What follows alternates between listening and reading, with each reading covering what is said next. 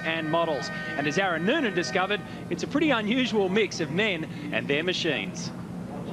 It certainly is. The Donut King Australian Performance Car Championship is a hotbed of cars taken right from the road here to the racetrack. This is the Australian Holden Special Vehicle, 5.7 litres with a V8 engine, certainly hard on its tyres. We move to Japan, the 4-cylinder turbocharged four-wheel drive Mitsubishi Lancer Evo 8. And just when you thought we didn't have quite everything from around the world, the Lotus Exige, rear engine from Europe, new for 2007. Barry, tell me the pros about the HSV. Mate, the pros are she's got a lot of horsepower, which means she's pretty fast in a straight line. She's got a great set of brakes. She handles well. And the best thing is that she's as wide as all buggery, mate, so she's very hard to get by for anybody behind us. There's always cons, though. What are the cons?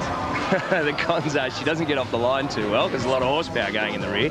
So we're guaranteed of basically getting fourth into the first corner no matter where we are. And secondly, there's a lot of weight transfer, mate. The tyres are basically torn to shreds by lap 5 or 6, so I guess that's where one of the pros comes in, which is we make it very wide after that.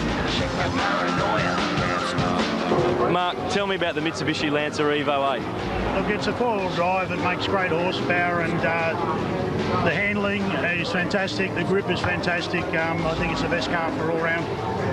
And it's got four-wheel drive, so if it rains, you're the man. Oh, definitely. You know, they're very good in the wet as well. So, again, they're balanced, and, yeah, they've got great grip. What are the cons, though? Not everything's rosy about all of the cars in this series. Oh, look, they are a tough car. I really don't see a negative with it. I mean, the only if you have to have a negative, being a turbocharged engine, and we do punish them very hard in this situation of racing, so that's always, I guess, can be a weakness. But other than that, I don't have a weakness. Andre, tell me the pros about this Lotus Exige. Well, it's got great braking, good handling in the corners, and we're able to duck in under the V8s and under the other guys. But the best part about it is it's just the colour and the driver. Now, there's surely got to be some cons because it doesn't have a very big engine. No, it's a little underpowered for this track as well, but the corners make up for it. So as you can see, there's a real mix of man and machinery in the Australian Performance Car Championship. But the big question is, who's got the right car for today?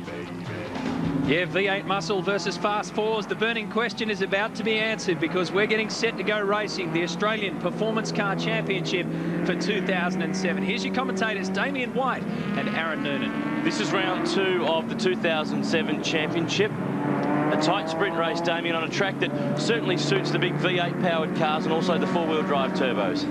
I think there's a good mix of cars, and with the track dry, the advantage that we suspected that the all-wheel drives will have isn't there. Let's take a look at the way they'll line up. Mark King, the championship leader, will start from the pole alongside the similar Mitsubishi of Gary Young, Barry Nesbitt. The big HSV is going to start from third. Barry Glinton in the Donut King BMW is next there. And Peter Floyd's one to keep an eye on, a former champion in this category, very fast HSV. Not only that, he won here last year in that car, so we're expecting big things from him. Back through the field, there's a good field this weekend. Of course, there's Privateers Cup cars within this series, which are running on a treaded Pirelli tyre rather than the slick tyre that the outright cars are on. Good to see Luke Searle, his first start in the championship in the SAE BMW 130i. That's a great little car with some good pedigree, but it's a bit outpowered up against the big turbos and V8s. It's a very good car, a 6-cylinder 3-litre, which was victorious in the, had a good run in the 12-hour. And Luke's doing a good job. Now, the key off the line here is all about four-wheel drive. These two cars, the Mitsubishi Lancer Evo 8s, will be absolutely dynamite from the grid. No one can touch them, and it's Gary Young who gets the jump on Mark King. It just starts to edge across before turn 1. And Barry Nesbitt, as he predicted, made a shocking start. In fact, I think he actually creeped, and we'll have to listen to see if he gets a drive-through penalty for that. Barry Glinton, a great start in the Donut King BMW M3. Look at him hustling on Mark King. He's going the long way into turn 2. He's going to have to pull it up pretty hard there. He's on the outside for this one, but he'll be on the inside for the next turn, but he just can't quite hold on. Very tough to get drive out of turn 2. You can see there the mud on the circuit, cold tyres, and Berwick is going to have no chance heading into 3. This is the first time we've seen Berwick in the championship this year. Was very strong last year, but the first time that the M3 has run in his hands this year. And also there's a bit of a change, a different tyre this year. It's a Pirelli controlled tyre, and he's just trying to get the car set up to that tyre for this track. Something else for Berwick this year is the BMW. They've reverted back to the standard diff ratio, and he feels as though the corner exit speed is not quite what it used to be. The run through the back part of the circuit. Some good fights back in the pack, and as we outlined before this race, there's such a fantastic mix of cars. You can see those small Lotus Exiges in there. They almost look like big go-karts, and look how small they are in comparison to the big HSV. Oh, there's a big lock-up from Tim Poulton at turn 9, but these cars, they're so light, so they're very, very agile through the corners, and they can basically pass 1 or 2 cars if they get a really good run. We saw in the background there Peter Floyd really bagging up the rear tyres coming off the turn 9. He's hustling that little Lotus Exige, and next to that HSV, doesn't it look tiny? Turn 12, the run onto the front straight, and you've done a lot of racing in these type of cars, in production-based cars and V8 utes. How about this on board? That is the sign of horsepower in a HSV. And listen to this thing scream. It's screaming, but it's getting past, and Barry Nesbitt is trying to steal 3rd spot from Berwick Linton on the run down through turn 1. So the HSV slow to start off the grid, but Barry's got that car wound up now and challenging for that 3rd spot. Yes, Barry no doubt will be mindful of the tyre wear, and he's wanting to get on with it early. The exit of turn 2 through turn 3 really loads up the rear tyres. And getting back to the point from earlier is that you've done a lot of racing in production-based cars, and of course a former champion in V8 utes, but it's so hard. You have to look after the tyres as Peter Floyd makes a move. Well, you play different tactics compared to the other drivers. Maybe sometimes it's better to go out hard early, knowing the tyres will fade away at the end, but then you have some other drivers who will take it a little bit easy early on, knowing that they'll have good tyres towards the end of the race. This is a replay of the start from on board with Tim Poulton. Look at the Lotus launch away up the inside of Peter Floyd as the big 5.7 litre V8 sorted itself out. But about now is the stage where the other cars get rolling and the poor little Lotus starts to struggle. And right about now he's thinking, let's get to break 2 where I can get on the brakes a lot later. A fantastic addition to the championship this year. And look at him again up the inside at turn 9 on Bob Pearson in the product Mitsubishi Lancer Evo 8, and for a little car he didn't give any room there. Very aggressive stuff, and why not? He had the inside line, and Alexander is now under threat from another one of the little Exiges. That is Mark O'Connor in the 10 car, runs position 9 at the moment. Bob Pearson has been, we've seen him race Mazdas in the last few years, and of course a former privateer in the V8 Supercar series, but plenty of drivers with the Mitsubishi Lancer Evo 8 in this championship, and they're all reporting a few little dramas with the pop-off valve. The pop-off valve is a new addition, a 1.2 bar maximum boost allowable, and if you exceed that, the pop-off valve cuts in and cuts any turbo pressure that you've built up.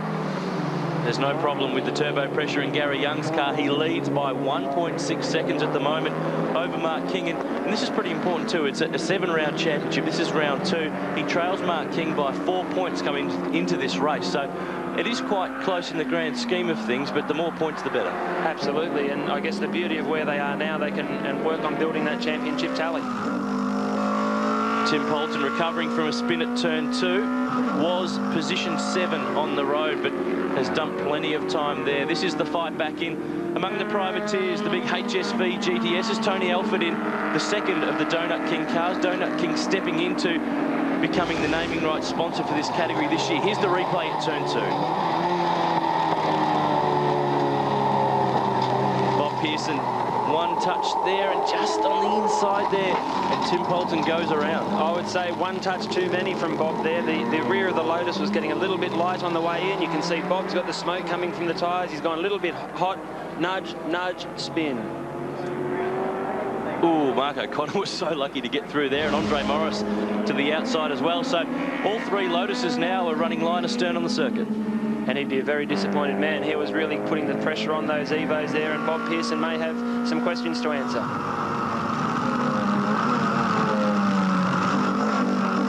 That's turn 11, and you could see the curbing here at Eastern Creek. It's that's harsh curbing there where a lot of the cars like to stay away from it, particularly the low-slung cars. Absolutely. A lot of the time the car is unloaded on the inside and you don't feel it so much, but in a small car like this, you feel every little bump.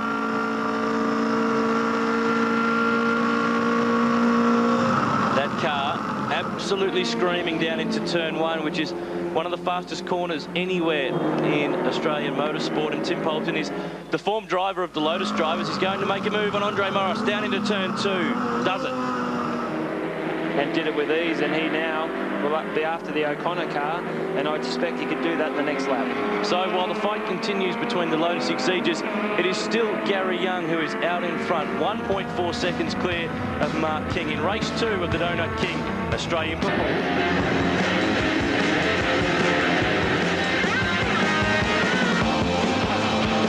The fight continues at Eastern Creek in race 2 for the weekend of the Donut King Australian Performance Car Championship, and it's all Mitsubishi Lancer Evo 8s. There are our 3rd and 4th place cars, the BMW of Beric Linton, the HSV of Barry Nesbitt, and here's the fight for 5th, 6th and 7th between Peter Floyd, Graham Alexander and Bob Pearson. There's some major experience in this field here, Damien White. There sure is, and I'm surprised that Peter Floyd is so far back. He's some 2 seconds slower around this track this weekend than he was last year. And at the moment, though, Mark King is closing the gap on Gary Young. Last time around, it was 1.4 seconds. This lap, just 8/10. They haven't quite been able to get near Peter Floyd's lap record. It was 1:42.85 set last year in the 3rd round of the championship. Gary Young is the fastest man in this race so far, a 1:43.4, so still a little bit of time to find. Absolutely, but I'm sure a lot of that has to do with the fact there's been so much rain leading into this event, and the track is absolutely filthy. Graham Alexander, car 57, pressured by Bob Pearson. Graham's been around production car racing for many years. As Pearson makes the move at 2 now, he's got the drive on the exit there to get across for turn 3. Nice move. Very, very clean move, a bit cleaner than the one a bit earlier, and Alexander seems to be struggling with front tyres. Bob Pearson, the run down the hill to turn 5.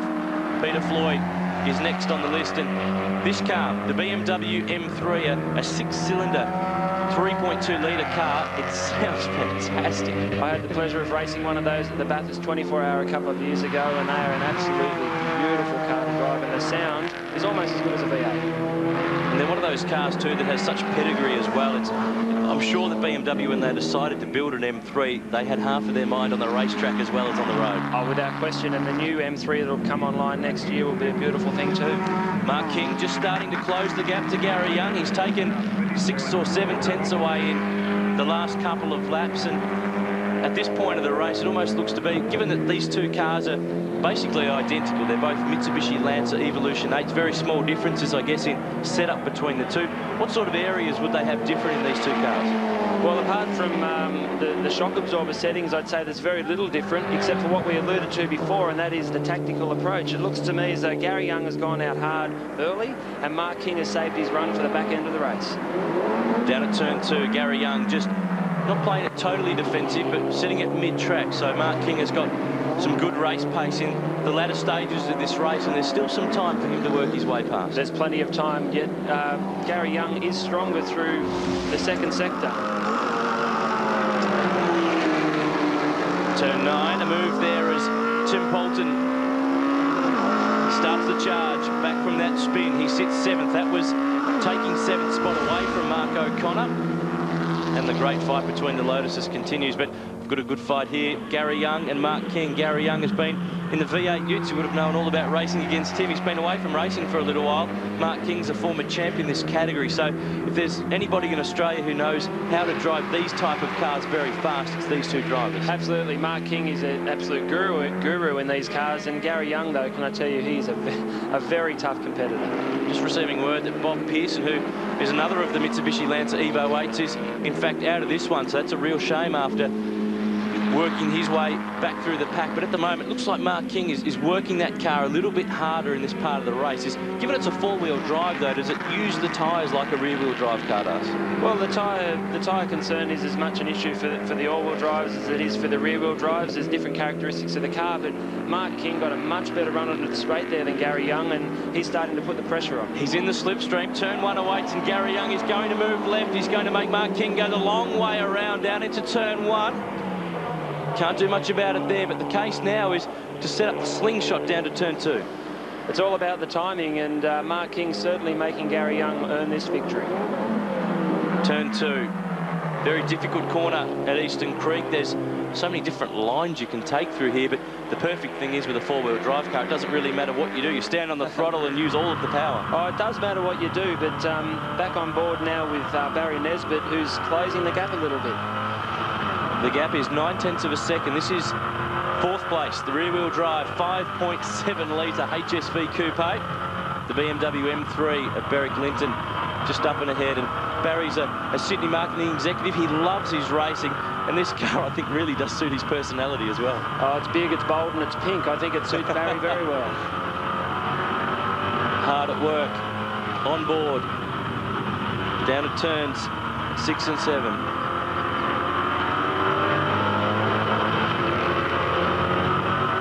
The big V8 working through Corporate Hill, chasing the 6-cylinder BMW M3. At this stage of the race, you'd probably expect the tyres to be going away, but the car still looks like it's holding some good speed.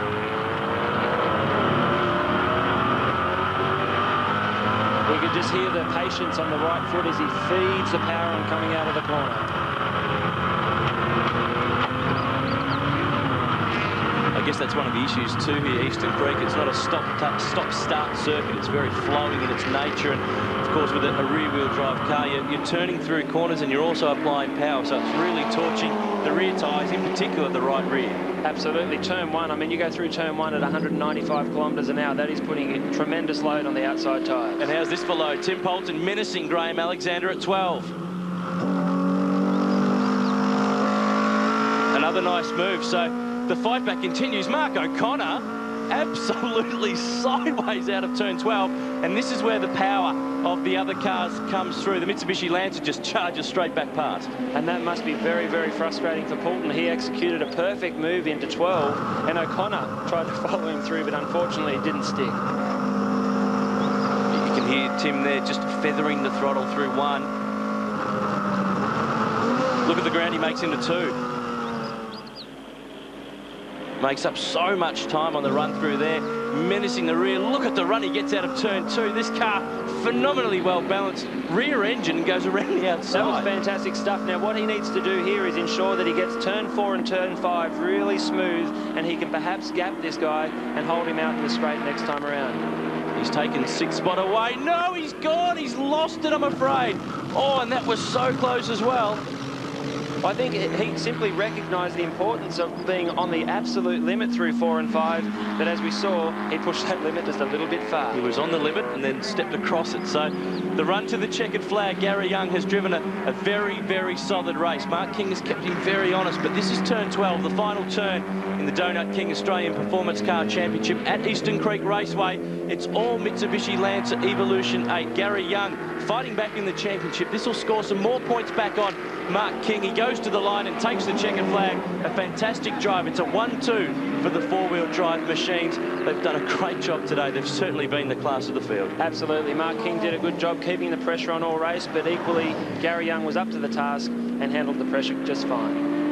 Good drive too by Berwick Linton in the Donut King BMW M3. Was 8 seconds down the road though from those guys, so some work to do in the development area in the BMW. Barry Nesbitt in 4th. Here is our 5th place car, the former champ Peter Floyd in the HSV GDS, a new VE model car coming for him a little bit later in the season, and Graham Alexander managed to survive and take 6th. And he had a lot of work to earn the 6th place, but well done to him.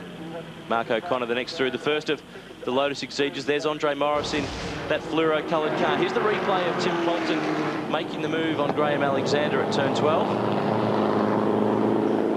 And that's Mark O'Connor getting all out of control. As we can see, he just kept it a little bit tight there on the exit. He should have let the car flow onto the straight and perhaps could have had a move on Alexander. And Tim Poulton, this is where his race went horribly wrong. He did finish the race in 10th, but that was so He went close. so hard into 4, he just found himself on the marbles and on the loose rubber on the outside edge of the track. And once you hit that, you'll see the back of the car just starts to get away from him. And with the engine in the rear of these cars, it's like a bit like a pendulum effect, and it's goodbye. Short wheelbase car, so a very small type spin, and he did recover. He at least picked up some championship points, but that's a real shame. He'd already put in a really good drive to come back through the field, and for that to end on the final lap, that was such a shame. But at the moment, it was all Gary Young, the Mitsubishi Lancer Evo 08, fighting back in this championship. It's round 2 of 7. It's a long season. It should be fantastic to keep an eye on. And of course, there's more action coming up from Eastern Creek after the break.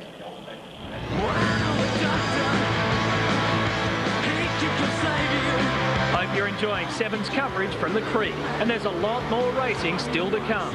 After the break, we'll do a sweep of pit lane for the latest news. Then, the Formula 4 Championship rolls on. And it's our final race of the weekend. Monday at the track. You gotta love that. I said, baby mama, what are you ready to go? I see the river, I see the vision of my life that I wanna be delivered. If the city was a sinner, I'd done a lot of things wrong, but I swear I'm a believer. Like the prodigal son, I was out on my own. Now I'm trying to find my way back home. Baptized in the river, I'm delivered. Welcome back to Eastern Creek. Let's finalise the race 2 positions for you in the Australian Performance Car Championship. The Mitsubishi Lancers of Gary Young and Mark King dominating. Beric Linton also on the podium in the BMW. There are 3 Lotuses in the field, and all 3 finished in the top 10, down to Tim Poulton there in 10th position. Well, there's a lot of fine tuning, a lot of fiddling going on up and down pit lane as the V8 supercars get ready.